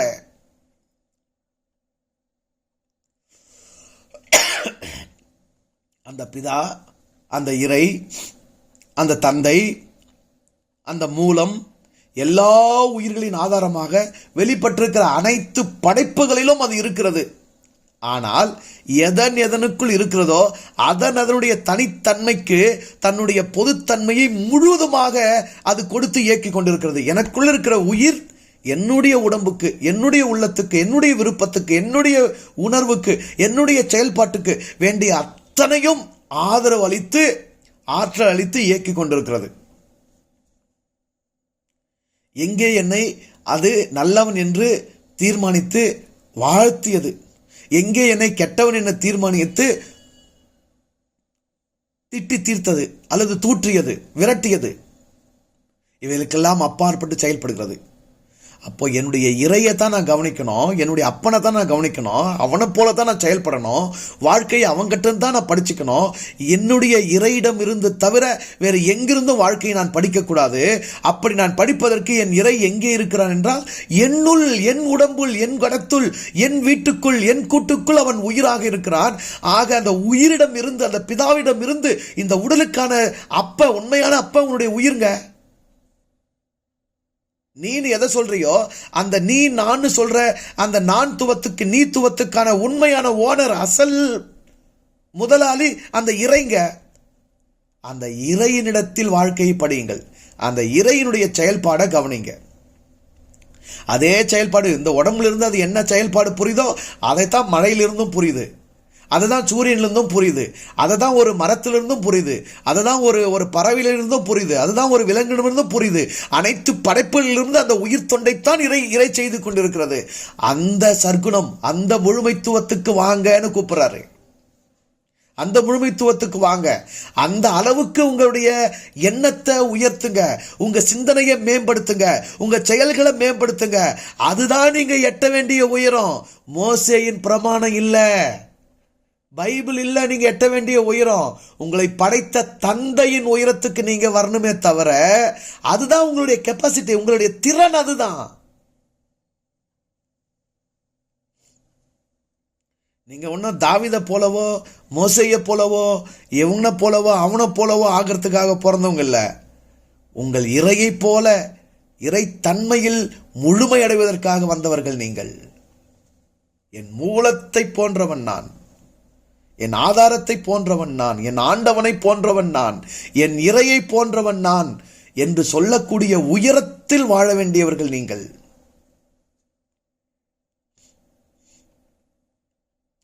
என்ன போலதான் அவனும் அந்த இறையை பார்த்து, அந்த மூலத்தை போல அவனுடைய தன்மையில் அவன் வாழ வளர ஒவ்வொருத்தரும் வந்திருக்கிறான். அதனால இங்க மாதிரிக்கென்று எவனும் இல்லை. எனக்கு முன்மாதிரின்னு இந்த உலகத்துல எவனுமே கிடையாது. ஒருத்தனுக்கு அந்த தகுதி கிடையாது. அதே போல நானும் யாருக்கு முன்மாதிரியோ இல்லை என்னை போல யாரும் ஆகுங்கள் என்றோ நிர்பந்திக்கக்கூடிய அளவுக்கு எனக்கு தகுதி கிடையாது. அனைத்து உயிர்களும் ஒரு மூலத்தை நோக்க வேண்டும். அனைத்து மனிதர்களும் ஒரு தந்தையை நோக்க வேண்டும். அனைத்து மனிதர்களும் அந்த ஒரு தந்தையிடமிருந்து வாழ்வை படிக்க வேண்டும். அந்த தந்தையின் செயல்பாடுகளை கவனித்து, அறிந்து, நிதானித்து உணர்ந்து கொள்ள வேண்டும். முதல்ல வீட்டில் இருந்து அப்பா யாரு, அப்பா என்ன, எப்படி பேசுறாரு, எப்படி நடந்துக்கிறாரு, எப்படி மற்றவங்களை மதிக்கிறாரு, எப்படி வீட்டை நடத்துறாருன்னு கவனிக்கிற பிள்ளை தானே அப்பனை போல செயல்பாடுகளை கற்றுக்கும், புரிஞ்சுக்கும், செயல்படும். தப்பான பேர்ல அப்பனை கூப்பிட்டுக்கிற, தப்பான உருவத்தில் அப்பனை பார்த்துன்னு இருக்கிற, தப்பான கதைகள் அப்பனை போய் தேர்ந்து இருக்கிற, தப்பான வேதங்கள் அப்பனை போய் தேர்ந்துக்கிற, வீட்டுக்குள்ள அப்பனை உயிரா, உடலுக்குள்ள உயிரா அந்த அப்பனை வச்சுக்கிட்டு கண்ட இடத்துல போய் கண்ட பேரை சொல்லி கண்ட சிலைகளையும் கண்ட வேத நூல்களையும் அதில் எழுதியிருக்கிற நாமங்களையும் பெயர்களையும் அப்ப நினச்சி நீ கத்தி கூப்பிட்டுன்னு கோஷம் போட்டுன்னு பண்ணிட்டு இருந்தேனா, இது எவ்வளோ கேவலமான செயல், எவ்வளோ ஈனமான செயல். அந்த செயலுக்கு ஏற்றபடி தான் இங்கே வாழ்க்கையும் இந்த பூமியும் நாசமாயின்னு இருக்கு. கடவுள் என்கிற கருத்தே இல்லாம, கடவுள் என்கிற அக்கறையே இல்லாம, இறை என்கிற உணர்வே துளியும் இல்லாம அந்தந்த மனுஷன் வாழ்வதற்காக வந்திருக்கிற ஒரு உயிரினங்கிற அந்த ஒரு கடமையை மட்டும் உணர்ந்து அவன் வாழ வேண்டிய முறைப்படி சரியா வாழ்ந்தாவே இந்த பூமி சொர்க்கமா தான் இருக்கும். இறை என்கிற உணர்வே இங்க அவசியம் இல்லை. நீ உணர்ந்தாலும் அதுதான் உனக்கு உயிரா இருந்து, அதுதான் இந்த உலகம் முழுசுக்கும் உயிரா இருந்து இயக்கமா இருந்து செயல்படுத்தி இருக்குது. நீ உணர்ன்ற அவசியமே இல்லை, தேவையே இல்லை. ஆனா அதை விட்டுட்டு தேவையில்லாதது கண்ட கற்பனை கட்டுக்கதைகள் எல்லாம் இறைன்னு நினைச்சுக்கின்னு, கடவுள் நினைச்சுக்கின்னு, கடவுள் செயல்னு நினைச்சுக்கின்னு, கடவுள் தொண்டுன்னு நினைச்சுக்கின்னு ஊழியம் செய்கிறேன், ஆராதனை பண்ணுறேன், இந்த மதத்தை பரப்புரை செய்கிறேன், இதில் ஆட்கள் சேர்க்குறேன், அங்கே கோயிலை கட்டுறேன், இங்கே கும்பாபிஷேகம் பண்ணுறேன், இங்கே மந்திரம் ஓதுறேன், இங்கே பஜனை பாடுறேன், இங்கே இந்த வேஷம் போடுறேன்னு தன்னையும் கெடுத்துக்கிட்டு, ஊரையும் அழிச்சுக்கிட்டு, உலகத்தையும் அழிச்சுக்கிட்டு, பூமியும் வாழ தகுதி இல்லாததா பண்ணிக்கிட்டு ஒட்டுமொத்த மனித இனமும் மாண்டு போய் நிற்குது.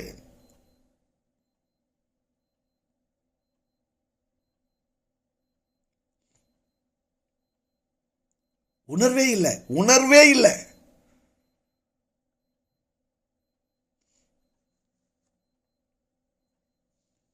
அடிமைப்பட்டிருக்கிற மனிதர்கள் எப்படி இப்படி தங்களுடைய வாழ்க்கையை, தங்கள் நேரத்தை, தங்களுடைய ஆற்றலை இப்படி தேவையற்றதுகளை செலவு பண்ண முடியும்? உணரலையே.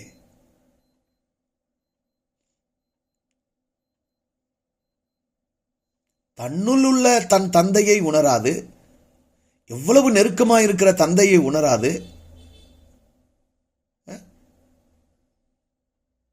சியோனிலிருந்து எனக்கு ஆசீர்வாதம் வரும்னா எங்கிருந்து வரும்?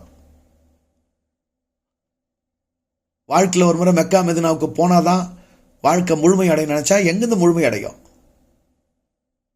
எப்போ வைகுண்டத்துக்கு வாசல் திறக்கிறானோ அந்த நேரம் அங்கே ஓடிடணும்னு ஓடினா, கோயில் கோயிலாக ஓடினா எங்கிருந்து வரும் ஆசீர்வாதம்? ஏன்னா மனித இனத்தை எதுக்காக இறைவன் படைச்சான்? உன் தந்தை, என் தந்தை இந்த பூமிக்குள்ள இப்படி ஒரு உருவத்தை கொடுத்து, இப்படி ஒரு மனித பிறவியை கொடுத்து, அதுக்குள்ள உடம்புக்குள்ளேயே அவன் உயிராக இருந்து எல்லா இயக்கங்களையும் அவன் செய்து வாழ்ந்துட்டு வான்னு அனுப்புனா, இப்படிப்பட்ட ஈனச் செயல்களை செய்யறதுக்கா மனிதன் இந்த பூமியில தோன்றினான்?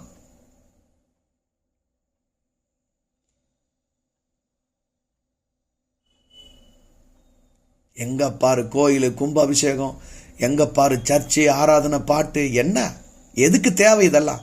எதுக்கு தேவை இதெல்லாம்? மனிதன் தன்னுடைய தோல்வியிலும், தன்னுடைய இயலாமையிலும், தன்னுடைய வாழாத அந்த வாழ இயலாத அந்த குற்ற உணர்வையும் மூடி மறைத்து கொள்வதற்காக இந்த வேடங்களை எல்லாம் எடுத்துக்கொண்டிருக்கிறான். இந்த போலி எல்லாம் அவன் போர்த்தி கொண்டிருக்கிறான். ஆனாலும் முழுமையடைய போவதில்லை, திருப்தி அடைய போவதில்லை, வாழ்க்கை சீரடைய போவதில்லை, பூமி சொர்க்கமாக போவது இல்லை.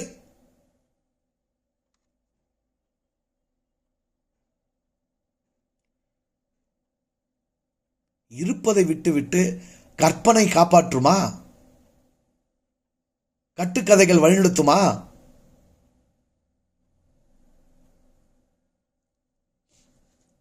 இயேசுநாதர் சொன்னார்ல, குருடனுக்கு குருடன் வழிகாட்ட கூடுமோ?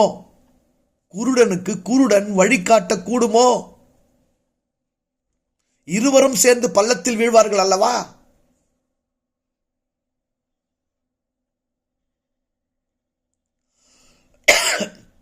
இன்று குருட்டுத்தனம் இல்லாத மதம் ஒன்று சொல்லுங்கள். குருட்டுத்தனம் இல்லாத மதம், குருட்டுத்தனம் இல்லாத இறை நம்பிக்கை, குருட்டுத்தனம் இல்லாத ஒரு போதகன், குருட்டுத்தனம் இல்லாத ஒரு சாமியார், குருட்டுத்தனம் இல்லாத ஒரு வழிகாட்டி என்று ஒன்றை கூறுங்கள். இந்த உலகத்தில் பார்க்கலாம். எங்கே போய் வீழ்வது? எங்கே போய் மாள்வது?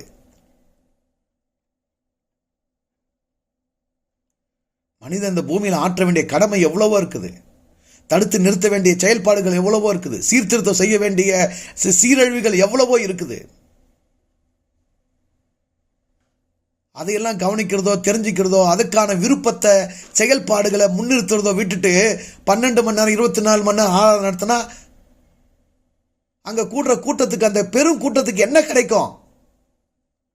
மேடையில் மினுக்கிற நாயகர்களுக்கு ஏதாவது கிடைக்கும். அவர் பாடுறாரு, வாழ்த்துறாரு, அவருக்கு பணம் கிடைக்கும், புகழ் கிடைக்கும், எல்லாம் கிடைக்கும். ஆனா கூட்டத்துக்கு என்ன கிடைக்கும்? இதுல யாரால கடவுள் வந்து புகழ்ச்சி அடைகிறாரு? மேடையில பாடுறவனாலயா, கூடுற கூட்டத்தினாலயா? ரெண்டுமே நாசமா போகுது.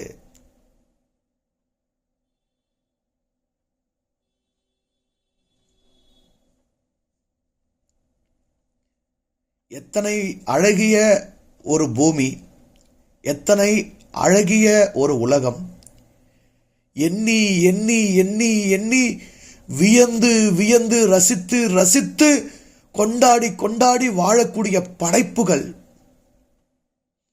நம்முடைய ஒரு உடலை எடுத்துக்கொண்டாலே ஒவ்வொரு நிமிடமும் அதில் ஏற்படுகிற வளர்ச்சிதை மாற்றங்கள், அதில் நடக்கிற நிகழ்வுகள், அதற்கு தோன்றுகிற பசி, அதில் விளைகிற ருசி, அதற்கு நாம் கொடுக்கிற உணவு, அது நடக்கிற அந்த செரிமானம், இவைகள் ஒவ்வொன்றையும் கொண்டாடி, இவைகளை பாதுகாத்து நலமாக வைத்து இந்த பூமியை சொர்க்கமாக கொண்டாடி, இத்தனை கோடி மனிதர்களோடு உறவாடி ஒன்றுபட்டு இத்தனை கோடி உயிர்களை ரசித்து புகழ்ந்து வாழக்கூடிய இந்த பெரும் வாழ்க்கையை சேதப்படுத்தி நஷ்டப்படுத்தி சீரழித்து இவைகளை எல்லாம் ஒன்றுமில்லாமல் ஆக்கி ஆங்காங்கு வெவ்வேறு பெயர்களில், வெவ்வேறு கட்டிடங்களில், வெவ்வேறு முறைமைகளில், வெவ்வேறு சடங்கு சம்பிரதாயங்களோடு வெவ்வேறு வேத நூல்களை எழுதி வைத்துக் கொண்டு இறை என்கிற கற்பனையான ஒன்றை மனதில் நிறுத்தி கொண்டு அதற்காக முட்டி மோதிக்கொண்டு தொண்டை கிழிய கத்தி பாடிக்கொண்டு ஜெபித்துக் கொண்டு பஜனை எடுத்துக்கொண்டு ஒருவன் உயிரை எடுத்துக்கொண்டு ஒருவன் உயிரை இரத்த சாட்சி என்ற பெயரில் கொடுத்து கொண்டு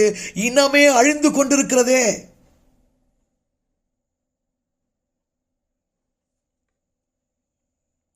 அதுவா நமக்கு வழிகாட்டின குருமார்கள் நமக்கு கொடுத்தது? இயேசுவின் போதனை அதுவா?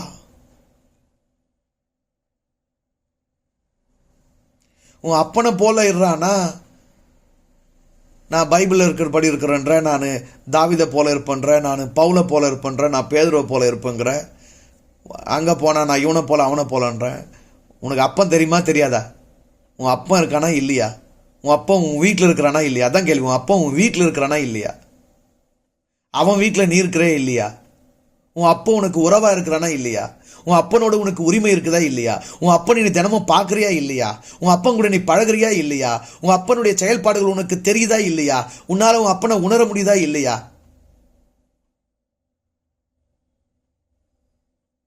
கடவுள் என்பது, இறை என்பது உன்னை உருவாக்கி உன்னை பெற்றெடுத்து தன்னுடைய வீட்டில் உனக்கு ஒரு வீட்டை ஏற்படுத்தி அந்த வீட்டுக்குள் தன்னையும் உன்னையும் சேர்த்து வைத்து வாழ வைக்கிற அந்த உயிர் தான் உன்னுடைய இறை. அதுதான் உன்னுடைய அப்பன். அந்த அப்பனுக்கு பேர் கிடையாது, அந்த அப்பனுக்கு தனியா ஒரு ஊர் கிடையாது, அந்த அப்பனுக்கு தனியா ஒரு வீடு கோயில் கிடையாது.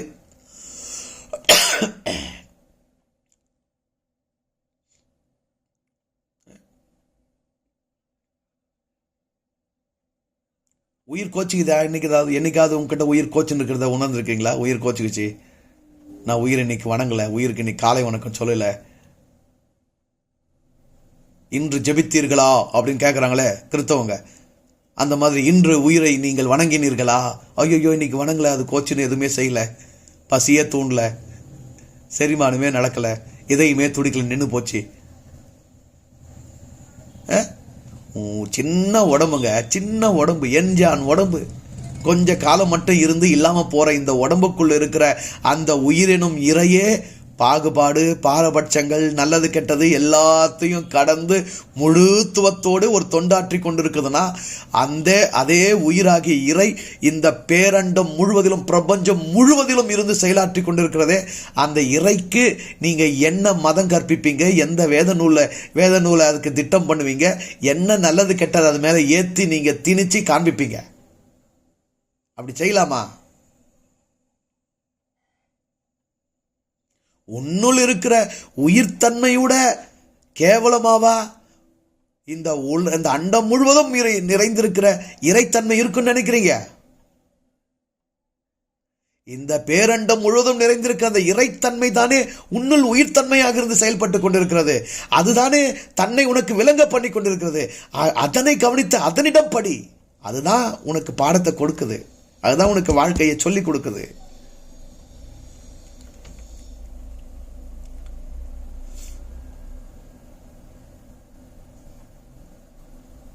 அதனுடைய முழுமைத்துவத்தை உணர்ந்து கொள்.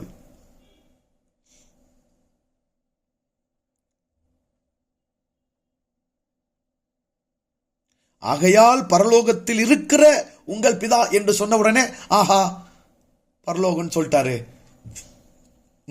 இந்த அண்டவெளியில பிரபஞ்சத்துல அது எங்கேயோ தூரமா ஒரு இடம், அங்க இருக்கிற என் பிதா அங்க இருக்கிறாருன்னா நீ எப்படி பார்க்க முடியும்? நீ எப்படி படிக்க முடியும்?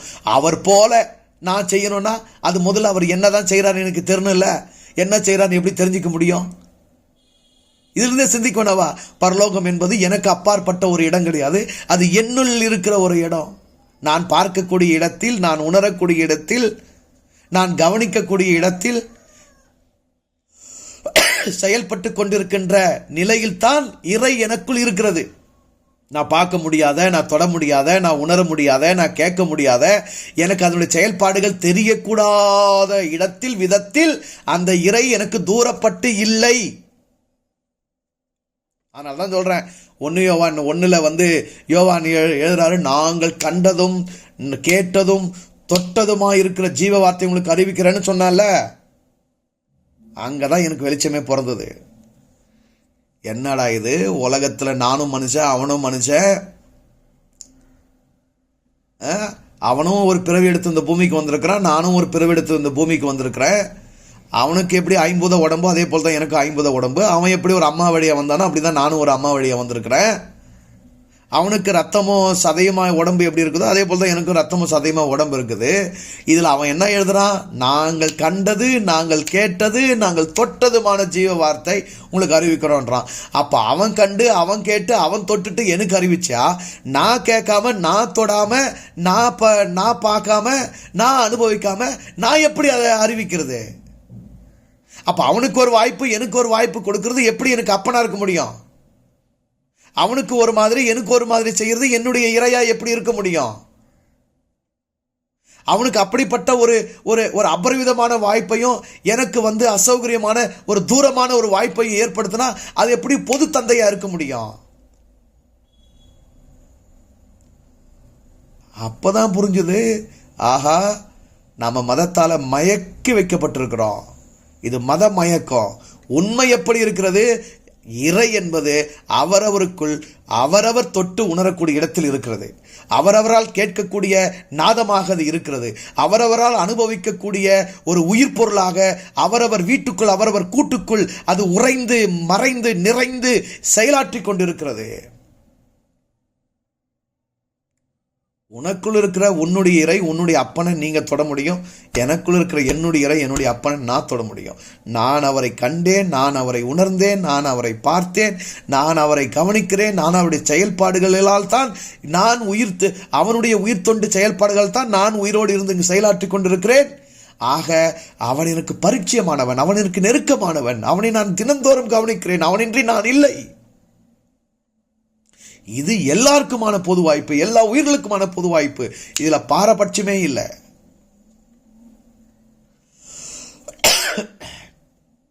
அதனால என்னுடைய இறைக்கு, என்னுடைய தந்தைக்கு என்னை விட ஒரே பேரான குமாரன் வேறு ஒருவன் இல்லை. உங்களுடைய உயிராகிய இறைக்கு, உங்களுக்குள் இருக்கிற அந்த இறை தொண்டுக்கு, உயிர் தொண்டுக்கு, உங்களுடைய அப்பனுக்கு உங்களை விட ஒரே பேரான குமாரன் வேறு ஒருவன் இல்லை. அப்படி ஒவ்வொரு உயிருக்கும் அவன் தனித்தன்மையாக நெருக்கமானவனாக இருக்கிறான், தனித்தன்மையான உறவாக இருக்கிறான். அனைத்து படைப்புகளுக்கும் பொதுத்தன்மையாக அவன் செயல்பட்டு கொண்டிருந்தாலும் ஒவ்வொரு உயிருக்கும் தனித்தன்மையான உறவாக தன்னை வெளிப்படுத்தி செயலாற்றி கொண்டிருக்கிறான். ஒவ்வொரு உயிருக்கும், ஒவ்வொரு படைப்புக்கும் அந்த உரிமை இருக்கு. அதனால எவனும் நான் தான் கடவுளுக்கு விசேஷமானவன், நீ தூரமானவன், நான் நெருக்கமானவன், நீ அந்நியமானவன், நான் பரிசுத்த ஜாதி, நீ பரதேசி அப்படின்னு சொல்றதுக்கு உரிமை இல்லை. அப்படி எவனோ சொல்றான்னா அதை ஒத்துக்கிறதுக்கும், அதை நம்புறதுக்கும், அதை கேட்டு ஆட்டு மந்த மாதிரி தலையாட்டுறதுக்கும் முட்டாள் பயல்கள் இல்லை. ஏன் அப்பனை உனக்கு நெருக்கமாகவும் எனக்கு தூரமாகவும் சொல்றதுக்கு நீ யாரா? என்னுடைய இறைக்கு நான் அந்நியனா? என்ன படைச்ச, என்ன பெற்றெடுத்த என் அப்பனுக்கு நான் பரதேசியா? நான் காட்டொலியும் வருமா? நீ ரொம்ப நெருக்கமானவனா? நீ பரிசுத்த ஜாதியா? அப்படின்னு திருப்பி கேள்வி கேட்கிற திமிர் வரலையே. அவ்வளவு மத மயக்கம், அவ்வளவு மத போதை மூழ்கி கிடக்குறாங்க மனுஷங்க. இன்னைக்கும் இந்த கிறிஸ்தவ கேடுகெட்ட கூட்டம், இஸ்ரவேலின் தேவனாகிய கர்த்தர், சேனைகளின் கர்த்தர், பரிசுத்தர் பரிசுத்தர்னு என்ன சொல்றோம்? யாரை சொல்றோம்? எப்படி அது இஸ்ரவேலின் தேவன்? என்ன இங்க படைச்சிட்டு அந்த தேவன் அங்க உட்காந்துக்கின்னு இருக்குதுன்னா, அவங்களுக்கு முக்கியத்துவம் கொடுக்குதுன்னா, அது எப்படி எனக்கான இறையா இருக்க முடியும்? சிந்திக்கவே மாட்டேங்கிறானே. இந்த 5 ஆண்டுகள்ல நான் எழுதுனதை ஒரு மனுஷன் எங்கேயாவது ஒரு கணம் உட்காந்து திறந்த மனசோடு கொஞ்சம் சிந்திச்சு படிச்சான்னா ஐயோ தெளிவு பெற்றுவானே. ஆனா ஒருத்தனும் சிந்திக்க மாட்டேங்கிறானே. உன் அப்பன், உன் அப்பனை எப்படா இப்படி விட்டு கொடுக்குற? உன் அப்பனை எப்படி தூரமா வச்சு பார்க்குற? உன் அப்பனை இன்னொருத்த எப்படா உனக்கு அறிமுகப்படுத்த முடியும்?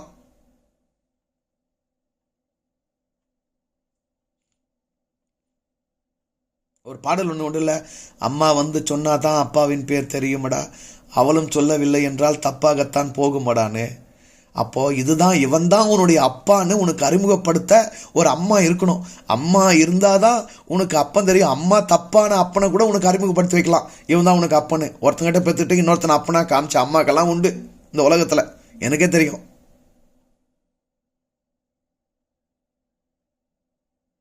அப்படி உன்னுடைய உயிராகிய அப்பனை உனக்கு அடையாளம் காட்டுகிற அம்மா தாங்க உங்களுடைய உடம்பு.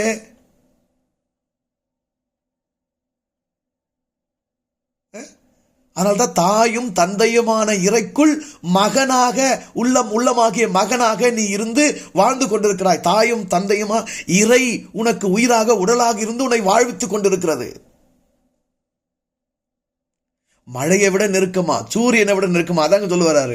அவர் அனுப்புற மழையும் சூரியனே உனக்கு இவ்வளவு நெருக்கமா தனித்துவமா உனக்கு பலன் கொடுத்து உன்னை வாழ வைக்கிற அந்த கடமையில உன்னோடு இணைஞ்சு உனக்கானது அவைகள்லாம் விளைவிச்சு கொடுத்து உனக்கு செயலாற்றுதுன்னு போது உன்னுடைய பெற்றோர் உன்னுடைய தந்தை ஆகிய இறை அதை விட நெருக்கமா உனக்குள்ளவே இருந்து, உன் உடம்புக்குள்ளவே உன் வீட்டுக்குள்ளவே இருந்து உனக்கு அனைத்தையும் செய்து கொண்டிருக்கிறான்.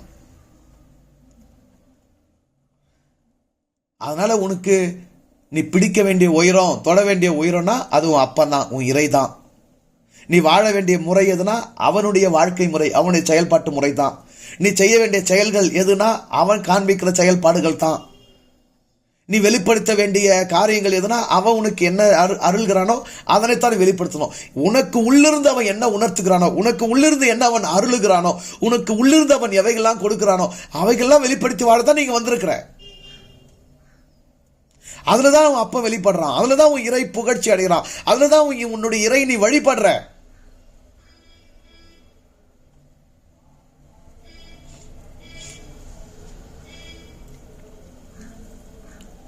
அதனை தவிர்த்து வேறு எந்த மத சடங்கு செயல்பாடுகள் ஏதும் இல்லை.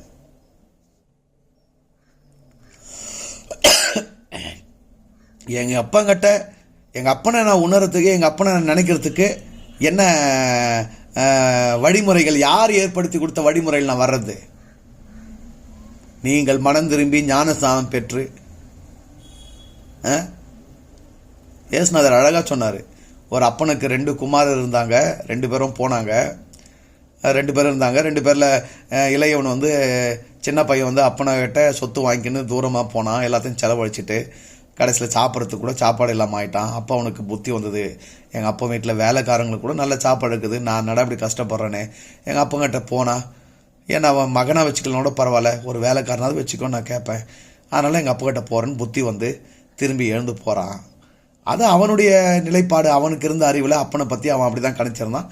அந்த நிலைப்பாடில் அவன் எழுந்து போனான். ஆனால் அப்பா எப்படி இருந்தான், அந்த கதையில் அப்பா எப்படி இருந்தான், அந்த மகனை தூரத்தில் வரும்போதே அவனை கண்டு ஓடி போய் கட்டி பிடிச்சி முத்தம் பண்ணி அவனுக்கு நல்ல உடையை கொடுத்து அவனுக்கு நல்ல காலனை கொடுத்து அவன் கைக்கு மோதிரத்தை போட்டு வீட்டில் பெரிய விருந்து ஏற்பாடு பண்ணி என் புள்ள வந்துட்டான். அவ்வளோதான். அந்த நேரத்தில் அவன் பெரிய கன்ஃபெஷன்லாம் பண்ணுறான். நான் வந்து பரத்துக்கு குரோதமாக பாவம் செய்தேன், உன்னுடைய மகன்னு சொல்கிறதுக்கு நான் தகுதி இல்லை, என்னை கூலிக்காரா வச்சுக்கோ. அதையெல்லாம் அந்த அப்பா கண்டுக்கவே இல்லை. உனக்குள்ள இருக்கிற இறை, உன்னுடைய அப்பனாகி இறை உயிராக இருக்கிற உன்னுடைய இறைக்கு உன்னுடைய பாவ மன்னிப்பு கன்ஃபெஷன்லாம் நான்சென்ஸ். நீ என்னமோ புத்திசாலியா பெரிய குற்ற உணர்வு அடைஞ்சு ஐயோ அவனு நீ என்னமோ பண்ணுவ, அதெல்லாம் அது கண்டுக்கிறதே இல்லை. ஏற்கனவே நான் உனக்கு அப்ப, நீ என்கிட்ட தான் இருக்கிற, நீ என் புள்ள, நான் இல்லாமல் நீ இருக்க முடியாது, நீ தான் இப்போ உணர்ந்துருக்கிற, நீ தான் திரும்பி இருக்கிற, நீ தான் வந்திருக்கிற, தவிர நான் எப்பவுமே அங்கேயே அதுவா அப்படியே தான் இருக்கிறேன். அன்னைக்கும் நான் உனக்கு அப்பந்தான், இன்னைக்கும் நான் உனக்கு அப்பந்தான், அன்னைக்கும் உனக்கு நான் கொடுத்ததான், இன்னைக்கும் நான் உனக்கு கொடுத்ததான், அன்னைக்கும் நான் தான் உனக்கு சேவை செஞ்சேன், இன்னைக்கும் நான் தான் உனக்கு சேவை செஞ்சேன், அன்னைக்கும் நான் தான் உன்னை வாழ வச்சேன், இன்னைக்கும் நான் தான் உன்னை வாழ வச்சேன், அன்னைக்கு நான் உனக்கு கொடுத்ததும் என் சொத்து தான், இன்னைக்கு நான் கொடுக்க போறதும் என் சொத்து தான். என்னைக்கு இருந்தாலும் எல்லாத்தையும் நான் தான் உனக்கு கொடுக்கணும், நான் தான் உனக்கு அப்ப அப்படின்ற நிலையில் அந்த இறை உனக்குள் இருக்கிறது. அதுக்கட்டு போய் என்ன கதை வசனம் பேசி, என்ன மாதிரியான வரிகளில் பாவ மன்னிப்பை சொல்லி, என்ன மாதிரி உன்னுடைய குற்றத்தை நீ அறிக்கை பண்ணி ஒத்துக்கிட்டு அதுக்கப்புறமா அது உன்னை ஏற்றுக்க போதோ? ஏற்பே தேவையில்லை, ஏற்பே தேவையில்லை. அது ஏற்கனவே இரக்கமாக இருந்து உனக்குள் இருந்து உன்னை வழிநடத்தி கொண்டு தான் இருக்குது. அவ்வளோ நெருக்கமான இறைங்க. அதனால உலகத்தில் கடவுள் பேரை சொல்லி ஏமாத்துற அந்த மடமைக்குள்ள மட்டும் நாம் அகப்படக்கூடாது.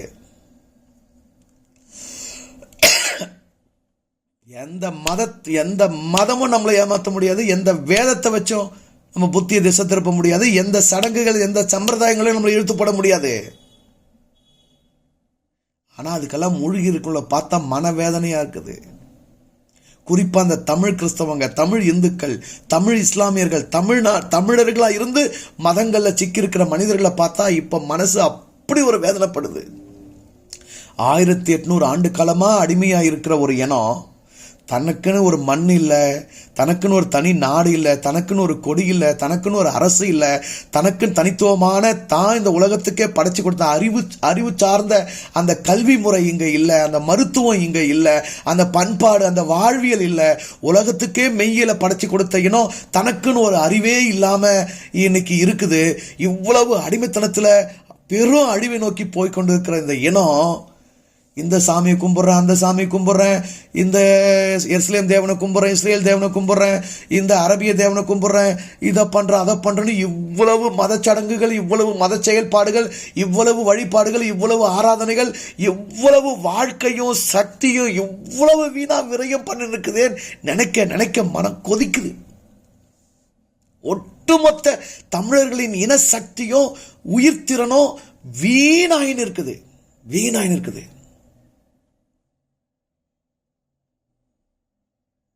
எல்லாம் யாருக்கு லாபமாகுது? அந்தந்த மதத்தை தளம் தாங்கி நடத்துகிற சர்ச்சி பாஸ்டருக்கு லாபமாகுது. இங்கே பிராமண சாமியார்களுக்கு லாபமாகுது. இப்படி சாமியார்களையும் பாஸ்டர்களையும் தான் வாழ வச்சுட்டு இருக்கிறோமே தவிர உண்மையிலேயே இனம் வாழவில்லை. சபை நடத்துகிற பாஸ்டர் எப்படியாவது பெரிய ஆகிறாரு, வீடு கட்டுறாரு, கார் வாங்குறாரு, பிள்ளைங்களை வெளிநாட்டுக்கு அனுப்பிடுறாரு, கோட்டீஸ்வரர் ஆகிறாரு, கோட் சுட்டை போடுறாரு, பம்பட்டா வாழ்றாரு, ஏமாத்தி எப்படி வேணுமோ சிறந்துடுறாங்க அவங்கெல்லாம். ஆனால் பொதுமக்கள் என்ன ஆகுறாங்க? எப்பவுமே குற்ற மனசாட்சி, எப்பவுமே பயம், எப்பவுமே ஒரு தெளிவான சிந்தனை கிடையாது, ஒரு விடுதலை உணர்வு கிடையாது, நல்ல சாப்பாடு, நல்ல வாழ்க்கை, நல்ல உறவுகளோடு நல்ல உறவாடுதல் எதுவுமே கிடையாது. சீரழிவு, பெரும் சீரழிவு. பூமியில ஒரு இயற்கை பேரழிவு வருதுன்னா, ஒரு கொசுக்கு, ஒரு நுண்ணுயிருக்கு, ஒரு ஈக்கு, ஒரு ஆடு மாடுக்கு, ஒரு நாய்க்கு கூட தெரிஞ்சு அனைத்து உயிர்களும் தப்பித்து தங்களுடைய இருப்பை தக்க வைத்துக் கொள்ள காப்பாற்றிக் கொள்கிறது. ஆனா மாண்டு போறது யார் பாருங்க? மனித உயிரினம் மட்டும்தான். ஏன்னா அந்த அறிவே கிடையாது. அப்ப அறிவு எல்லாம் எங்க போச்சு? அறிவுக்கான திறன்லாம் அதெல்லாம் எங்க போச்சுன்னா மதத்துல போய் அடமானம் வச்சாச்சு. மண்டையெல்லாம் ஒரு கிறிஸ்தவனுக்கு என்ன நிறைஞ்சிருக்குது? தாவீது, சாலமோனு, ஆபிரகாமு, இஸ்ரேலு, சியோனு, பரலோகம், அல்லேலூயா, இதுதான் அவனுக்கு நிரம்பி இருக்குது. ஒரு இந்துக்கு என்ன நிரம்பி இருக்குது? வெள்ளிக்கிழமை இந்த காயத்ரி மந்திரம், அந்த சாமிக்கு இந்த கோயிலில் இன்னைக்கு இந்த சடங்கு, அந்த சம்பிரதாயம், இந்த நாள், இந்த இதுதான் அவனுக்கு நிறைஞ்சிருக்குது. இப்படி ஒட்டு மொத்தமாக மண்டையில் முழுக்க மத களிமண்ணை போய் அடைச்சிட்டதுனால மனுஷனுக்கு வாழ்வதற்கான திராணியே இல்லை. ஆனால் அங்கே ஏசு எவ்வளோ அழகாக சொல்லித்தர பாருங்க. உன் அப்பா அவர் முழு செயல்பாட்டில் முழுத்துவத்தில் இருக்கிறாரு. அதுபோல் நீ இருக்க முடியும். நீ இருனா என்னங்க அர்த்தம்? பரலோகத்தில் இருக்கிற உங்கள் பிதா பூரண சர்க்குணராக இருக்கிறது போல நீங்களும் பூரண சர்க்குணராக இருக்க கடவீர்கள். அப்படின்னா என்ன அர்த்தம்? இருக்க முடியும் தானே அர்த்தம். அப்படி இருப்பதற்காகத்தான் இந்த இருப்பே கொடுக்கப்பட்டிருக்குன்னு தானே அர்த்தம். அப்படி இருப்பதற்காகத்தான் இந்த மனித உயிரினம், இந்த மனித பிறவி அடைஞ்சிருக்கிறீங்கன்னு அர்த்தம்.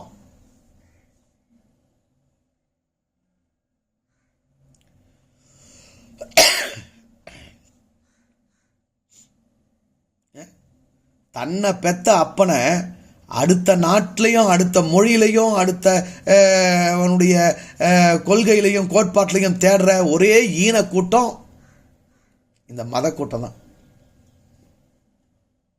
பெத்த அப்பனை வீட்டில் தேடு, பெத்த அப்பனை உன் கூட்டில் தேடு. அதனால தானே நம்ம ஆள் வந்து கடவுள்னே பேர் வச்சான். கடத்துள் இருப்பதால், கடத்துக்குள் அவன் இருப்பதால் அவன் கடவுள்னு சொன்னான். கடமாகி அவன் உடம்புல எல்லாம் அவனை தேடணும். எவ்வளவு நெருக்கமான இறை! அதை விட நெருக்கம் வேற எதுவுமே கிடையாது. மற்றதெல்லாம் தூரம், அதுதானே நெருக்கம். அதனை போய் இப்படி தேடி இந்த மனித இனம் இவ்வளவு நலிவு பெறலாமா, இவ்வளவு நாசமாகலாமா, இவ்வளவு அழிவு நோக்கி போகலாமா? இதற்கெல்லாம் ஒரு தீர்வு, முடிவே இல்லையா? சிந்திங்க, சிந்திங்க, புரிஞ்சிக்க முயற்சி பண்ணுவோம். இறை நமக்கு அருள் புரியட்டும். புரிஞ்சுக்கோங்க. நல்லா இருங்க, சந்தோஷமா இருங்க. வாழ்த்துக்கள்.